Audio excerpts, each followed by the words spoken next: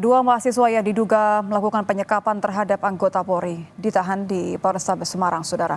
Kedua mahasiswa ditangkap setelah diperiksa selama kurang lebih 9 jam terkait penyekapan polisi ketika demo hari buruh di depan kantor Gubernur Jawa Tengah 1 Mei lalu.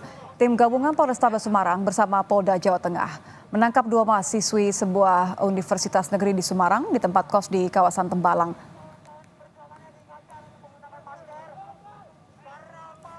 Kemarin telah menangkap dua oknum mahasiswa yang beberapa waktu lalu telah melakukan penyanderaan polisi pasca pengamanan May Day. Dan saat ini proses penanganan di Polrestabes Semarang.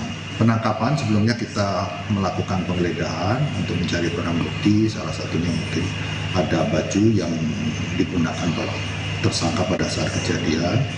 Yang saat ini baju itu masih kita cari atau DPB, daftar pencarian barang bukti, dan juga kita mendapatkan juga bukti yang lain yaitu video maupun bukti elektronik yang ada.